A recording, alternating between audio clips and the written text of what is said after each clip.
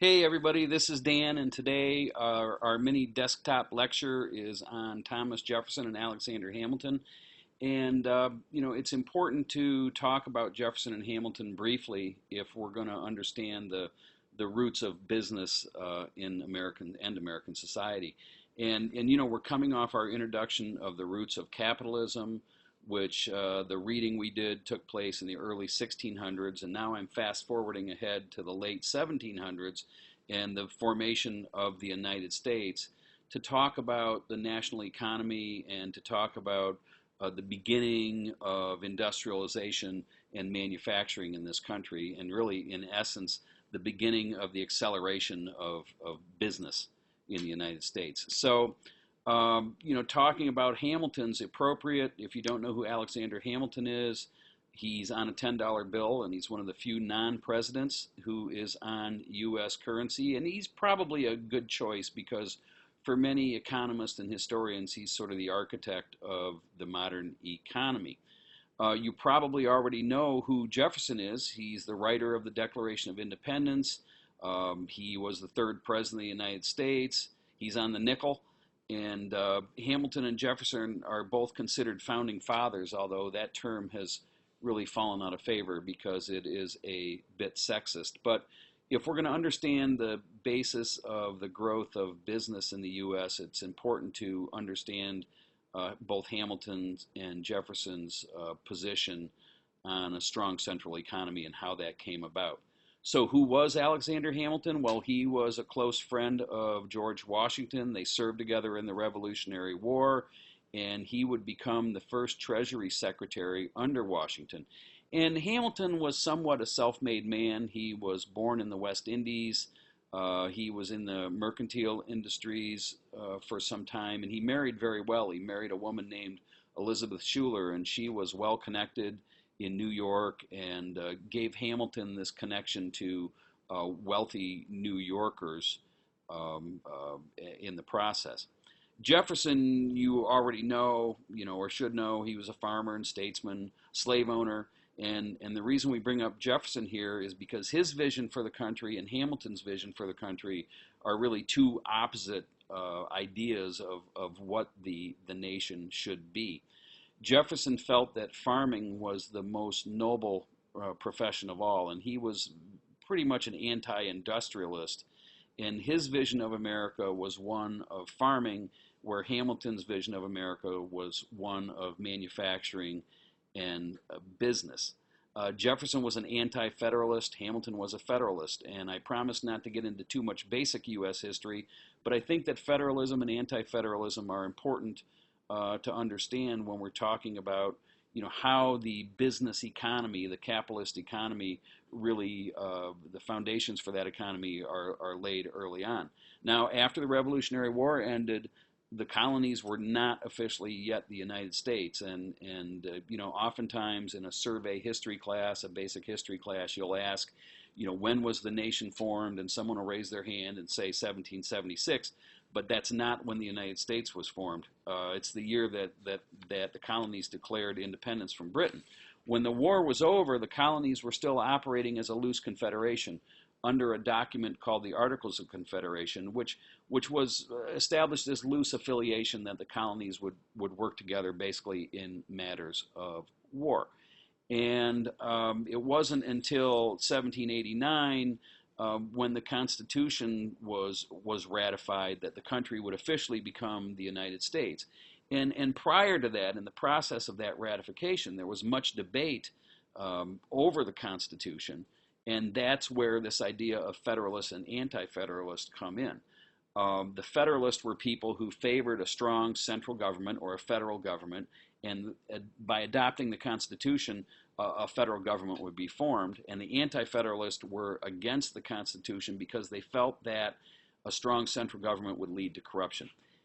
That was Jefferson's position, and it's really understandable. The colonies had just fought a war against England, and part of the ideology of that whole war was that England was corrupt. They had this strong central government in the form of Parliament, and people here were questioning, why would we want to form a strong central government which could become corrupt and form this elite class the very thing we were fighting against England. So that was the core debate between Hamilton and Jefferson. The reason it's important from a business standpoint is that part of Jefferson's, or part of Hamilton's vision as a Federalist was to establish a strong federal government and also to establish a national bank to help publicly finance industrial projects, publicly finance transportation projects, and also pay off war debt that really couldn't be managed effectively by the colonies themselves. And there's lots of debate about this if you get into the political side of anti-federalist versus federalist. But for now, just understand that one of Hamilton's important pieces for business was this establishment of a national bank. Hamilton followed this English model.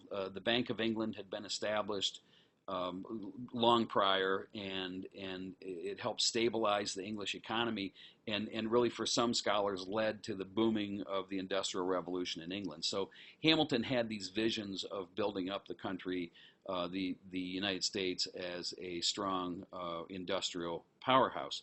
Now, Jefferson was really worried about a national bank and a strong federal government and how it would lead to not only corruption, but build an elite class of people, with a lot of money. And in maybe some ways, when we look at the economic divide in the country today, maybe Jefferson was right.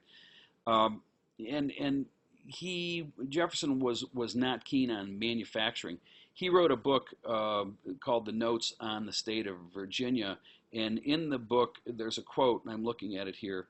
For the general operations of manufacture, let our workshops remain in Europe. So you can tell by this sentiment that Jefferson expressed in his writing that he felt the industrialization should stay in Europe. In other words, the colonies could ship raw materials over to Europe, and they could do the manufacturing there, and then perhaps ship like cloth or fabrics back to this country.